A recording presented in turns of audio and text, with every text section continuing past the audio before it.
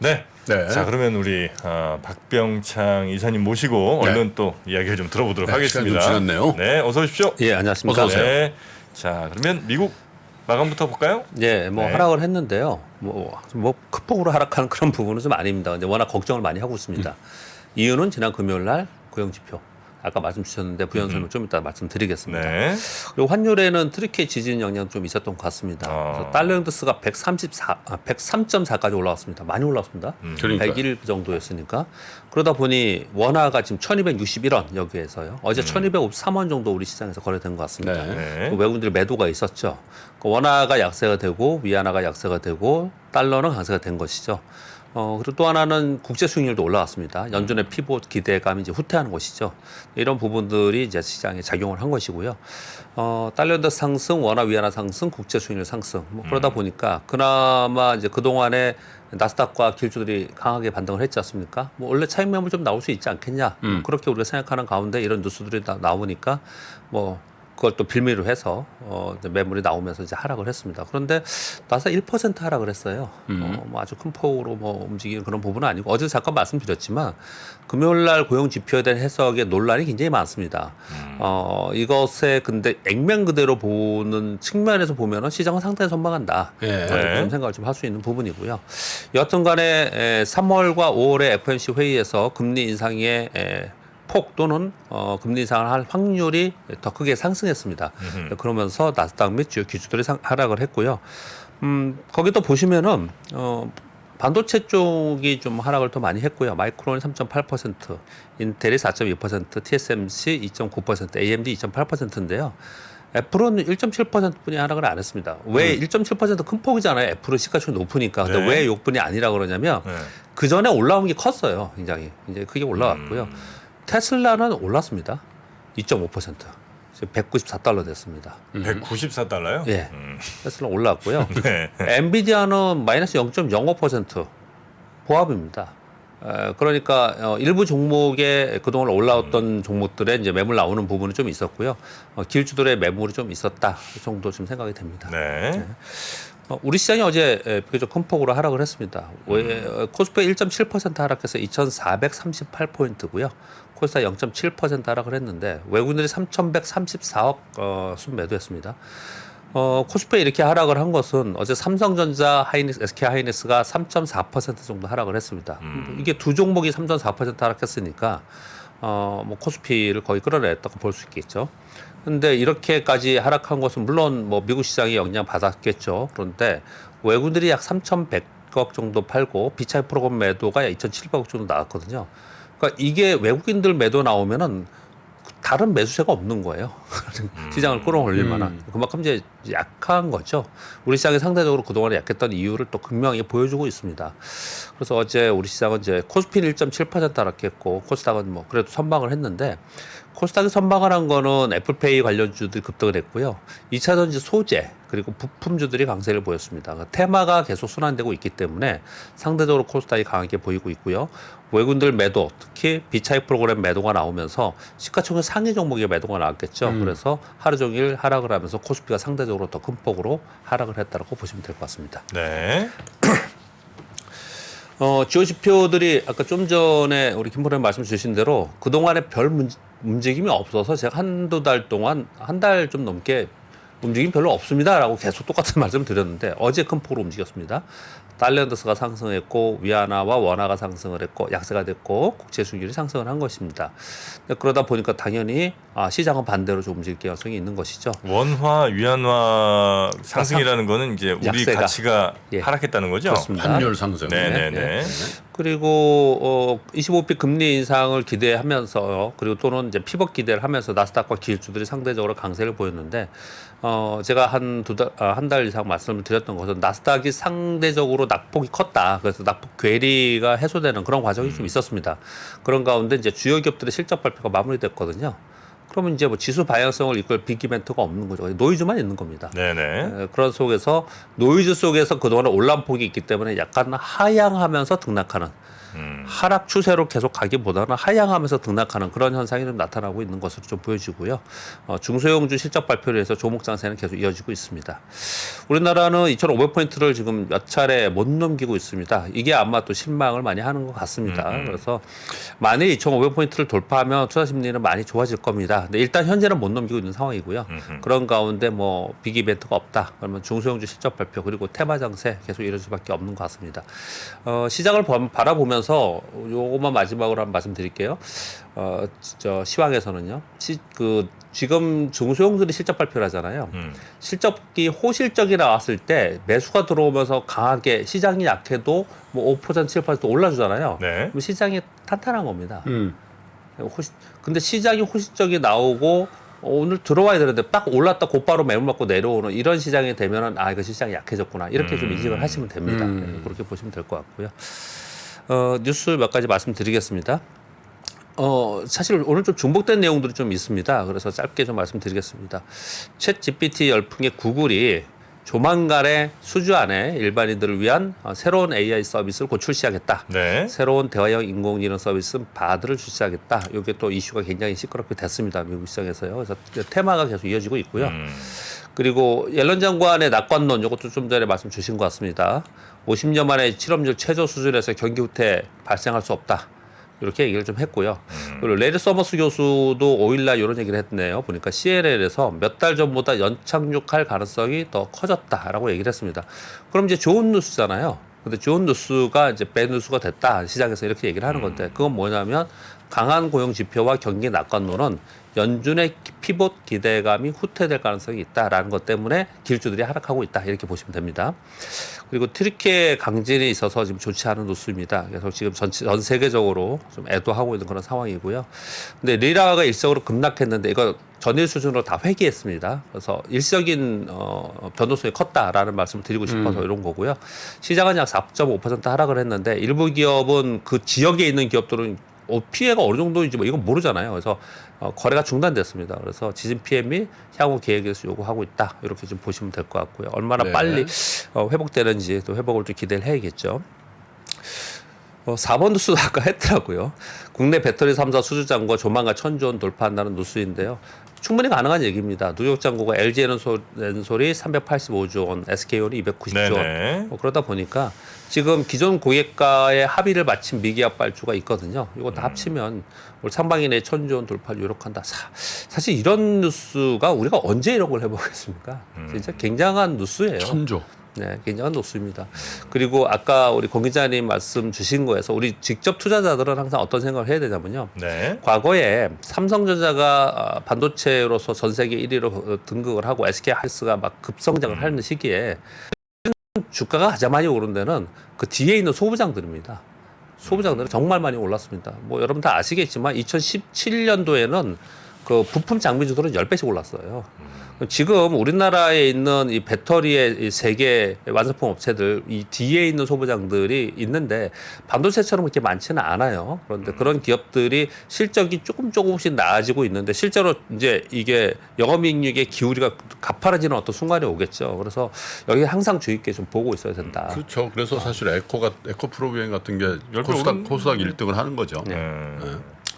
거기 지금 이제 그게 바로 밑에 세컨티에 있는 거고요. 그 밑에 있는 기업들 게 이제 많이 있습니다. 근데 아직까지 잘 알려지지 않거나 이제 시작했거나 뭐 영향을 준다 그런데도 뭐 좀 올랐다 내려오고 이런 정보들이 많이 있는데 계속해서 관심을 가져야 되지 않을까라고 생각합니다. 네. 왜냐하면 조그만 주식은 이익이 급격하게 들기 때문에 그래서 주가에 영향을 많이 줍니다. 하긴 그런 것 같아요. 반도체 소부장은 네. 하이닉스가 있긴 있어도 네. 워낙 삼성전자하고 예전에 차이가 많이 났잖아요. 그렇군요. 네. 그러니까 삼성전자에만 물을 대야 되거든. 네. 그러니까 삼성전자가 이게 이게 통제력이 훨씬 강한데 네.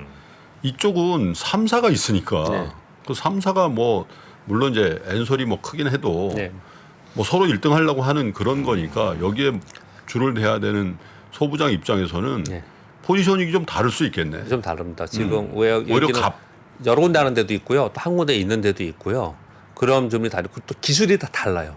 반도체 이런 거랑 좀 다르게 그러네. 전부 다 기술이 달라가지고 조금 복잡해요. 이런 거 좀 보실 필요가 있다 네. 말씀드리겠고요. 다섯 번째 뉴스는 수소 연료전지 발전 시설이 68%가 가동 중단되었다라는 연합 뉴스가 있었습니다. 그러니까 이유가 뭐냐? 그동안에 한 2년 동안에 수소 연료 전기 발전 시설이 384곳 중에서 32%만 정상 가동되고 있다라는 거예요. 나머지 뭐 태양광, 지열, 풍력 이런 데는 뭐 80% 90% 정상 가동이 되고 있는데 이쪽은 왜 그러냐를 보면은 부품 문제도 있고 뭐 잦은 고장도 있고 얘기를 하는데 가스 요금이 비싸서 사업성이 부족하다 이런 얘기도 좀 하고 있습니다. 그래서 이쪽도 우리나라에는 이제 테마가 여러 쪽 있기 때문에 그런 관련된 주가의 움직임을 좀 같이 연동해서 보실 필요가 있지 않나 생각합니다. 그리고 제 말을 왜 제가 빨리 했냐면요. 이 네. 여섯 번째 뉴스가 지금 가장 핵심이에요. 아까 김 프로님 자세히 설명 주셨던 네. 1월 고용지표 서프라이즈 이게 굉장히 논란이 좀 되고 있는데요. 비농업 고용자 수는 계절적 월별 변동성이 컸다. 작년 1월에도 그랬네. 네, 그리고 이 고용 지표라는 게 팬데믹 영향, 이민 정책의 영향, 그리고 다양한 직업군의 발생, 조기 은퇴장, 이 복합적인 변수가 굉장히 많다라는 거예요. 네. 옛날 필리스 곱선이 맞냐 안 맞냐 이런 얘기가 나올 정도로 근데 이런 얘기들 지금 하고 있는 건데 작년 1월에는 예상이 12만 5천이었는데요. 실제는 46만이 나왔어요. 요번에 18만이었는데 51만이. 아니, 이걸 틀린 폭은 작년이 더 컸는데 보니까. 그러네. 차트로 보면 딱 압니다. 아까 김프로님 말씀에 제가 공감하는 차트가 딱 KB증권에서 나왔습니다. 이 보세요. 이게 월별 고용자 수예요. 이게 지금 이번에 1월입니다. 51만 7천 명. 아니 무슨 고용자 수가 이거 작년 7월이고요. 이게 작년 1월이 여기입니다. 고용자 수가 뭐 어떤 달은 막 이렇게 올랐다가 어떤 달은 막 줄고 이러고 있거든요. 근데 이걸 그래서 1월에 서프라이즈가 나왔다고 해서 마저 충격이라고 표현을 하면서 앞으로 계속 그럴 것이라고 볼 수 있겠냐. 난판 페이롤 저게 이제 비농업 네, 비농업 고용 고용자 그 수. 페이롤 그거는 계속 이동 평균으로 보면 낮아지고 있네요. 네, 낮아지고 있는 겁니다. 그런 것들을 지금 저걸 보는 봐야 거죠. 된다. 2021년도에 보면은 굉장히 높았지 않습니까? 이 평균이 네. 이게 계속 월별로 높았잖아요. 네. 근데 보시면은 지난달에 이렇게 높게 나왔긴 했지만 이동 평균으로 보면 전체적으로 낮아지고 있다라는 거예요. 고용은. 그리고 월별로 들쭉날쭉 많이 했다라는 거예요. 네, 네. 그래서 요번에 이거 가지고 굉장히 논란이 많은데 이것 때문에 이제 연준 피부 끝나고 시장은 박살날 거고 그러지 말자라는 거예요. 그러지 말자. 너무 오버하지 말자. 네, 그런 표현을 좀 쓰고 있는 겁니다. 네. 지난 1월에도 똑같이 그랬다. 지난 2월에도 더 웃기지 않습니까? 90만 명이에요. 2월에 90만 명. 2월에 네. 그랬다가 그냥 확 빠져갖고 뭐 거의 없을 때도 있고. 지금 최근에 보시면 뭐 이러잖아요. 아니 1월에는 22년에도 잘 나왔다면서요. 저 2월이 맞아요? 이게 90만 명이거든요. 40만 명이니까 이게 1월일 거예요. 이거 보면 이게 지금 거꾸로 한번 가볼게요. 1월, 12, 11, 10, 9, 8, 7, 6, 5, 4, 3, 2, 1. 여기 1월이고 이게 2월이에요. 작년 2월. 이거 어떻게 설명할 거냐는 거예요. 이런 것들이.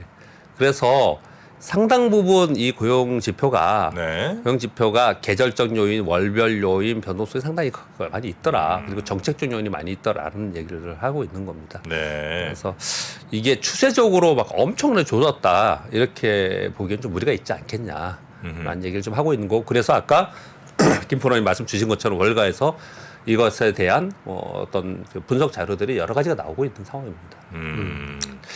그렇게 정도만 그냥 보시자는 거예요. 뭐 네. 그런데 이제 아까 말씀 주신 대로 여하튼 간에 많이 늘었다는 거는 고용이 좋은 건 맞지 않습니까? 그러니까 고용이 좋다라는 거를 반론을 하는 게 아니고 이것 때문에 너무 여기 꽂히지 말자 그런 표현을 좀 쓰고 있는 것입니다. 근데 이제 우리는 평정심을 유지하는데 월가 애들이 움직여 버리니까 자. 네? 예, 움직였는데 근데 뭐 사실 시장으로 봐서는 아주 크게 움직이는 제가 제 표현을 그렇게 드리지 않습니까? 이게 만약에 액면 그대로 봤다면 시장이 굉장히 크게 아니, 움직였어야 근데 되는데. 금리가 올라 버렸잖아. 예, 금리가 올랐죠. 예. 금리가 올라 버렸잖아. 예. 연준이 더 5월 달에도 금리 예. 인상한다는 소문 나니까 예. 금리가 확 올라 버렸잖아. 5월 달에 33%도 59%로 이제 예. 올라갔는데요. 근데 그래서 지금 이제 파월 의장의 입이 중요합니다. 오늘 밤에 있죠. 오늘 밤에요? 예, 어떻게 얘기할지 굉장히 중요한 상황이고요. 네. 마지막 뉴스 하나 말씀드리겠습니다. 동학개비 운동이 있었죠. 이런 표현을 썼지 않습니까? 개인 투자들이 점차를 감소하고 있는데 삼성전자 소액주주가 작년 4분기에만 23만 명이 감소했다고 합니다. 그럼 엄청나게 감소한 거예요. 차트 한번 보겠습니다. 여기 보시면 차트를 그려놨더라고요. 2019년 이후에 600만 명까지 늘었잖아요. 좀 줄었네. 579만 명까지 줄었는 건데 이걸 뭐 손절매한 건지 아니면 이익질환 하는 건지 아니면 뭐 본전에 나왔는지는 모르겠지만 여하튼 상당 부분 지금 떠나고 있다. 손절이죠, 손절. 네, 이런 표현을 좀 쓰고 있는 거고요. 그리고 얘만 그런 게 아니고 다른 종목들 한번 보시면요. 수액주주 변동수를 보면은 다른 것들도 지금 LG에너솔루션 보면 97만에서 79만 됐죠. 계속 줄고 있는 그런 상황이에요. 뭐 외국 개인들이 매도하는 게 다 이런 것들이겠죠. 그래서 매도하고 있는 그런 상황입니다. 그래서 뭐 크게 손실 안 나고 나갔었으면 하는 바람은 있지만 뭐 어떤 상황인지 모르겠지만 개인 투자들이 계속 떠나고 있다. 저 앞선 그 차트 한 번만 다시 보여주실래요? 앞선 차트. 야, 저거 보세요. 근데 2019년 1월 달에 56만인데 전체 삼성전자 시총의 3.6%만 개인 투자자들이 갖고 있었던 거거든. 와. 그죠?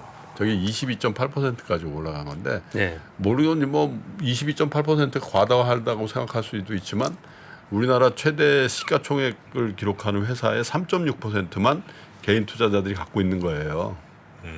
저거는 진짜 이례적인 거거든. 근데 56만에서 거의 10배가 늘었네, 그죠? 그렇죠. 어마어마한 거죠. 근데 이제 우리 증권가에서는 네. 그런 말씀 한번 드려보면요. 과거처럼 다시 다 빠져나가가지고 이렇게 다시 회귀할 거라고는 보지는 않습니다. 아, 그러면 안 되죠. 왜 그러냐면요. 이미 이제 주식 투자에 대한 이 의식이나 마인드가 많이 바뀌었습니다. 굉장히 많이 네, 바뀌었죠. 많이 알게 바뀌었기 모르게 때문에. 굉장히 많이 네, 바뀌었죠. 그렇기 때문에 그렇게 될 것 같지는 않고요. 근데 일부의 분들이 일단 자금이 필요한 부분들도 상당히 있을 거고요.